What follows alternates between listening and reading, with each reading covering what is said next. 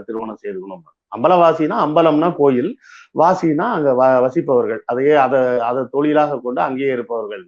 அதாவது ஒரு கோயில்ல அது சம்பந்தப்பட்ட மத்த வேலை செய்யறவங்க, அதுக்கு உண்டான இசை மேளங்கள் பண்றவங்க, அடிக்கிறவங்க, இசை வாத்திய கருவிகளை பயன்படுத்துறவங்க, அதுக்கு தேவையான சமையல் வேலைகள் செய்யறவங்க, இவங்க எல்லாம் பார்ப்பனர்களா இருப்பாங்க. ஆனா அவங்களுக்கும் இதுதான் விதிக்கப்பட்டது.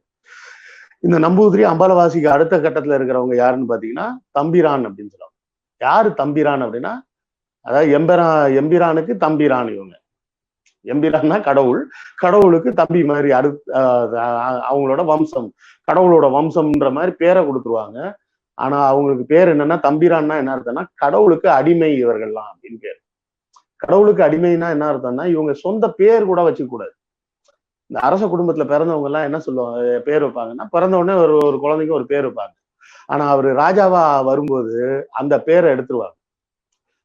உதாரணத்துக்கு ராஜா ரவிவர்மா அப்படின்னு ஒரு பேர் வச்சாங்கன்னா, அந்த வர்மான்ற பேரை அடிக்கடி அங்க இந்த தம்பிரான் குடும்பத்துல வைப்பாங்க.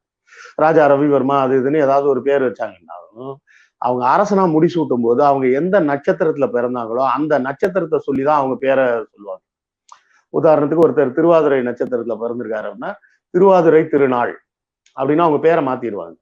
ஒருத்தர் ஆயில்ய நட்சத்திரத்துல பிறந்து அவர் ராஜாவானார்னா, ராஜா ஆன உடனே ஆயில்யம் திருநாள்னு அவர் பேரை மாத்திடுவாங்க. அவருக்கு இருந்த உண்மையான பேரே அது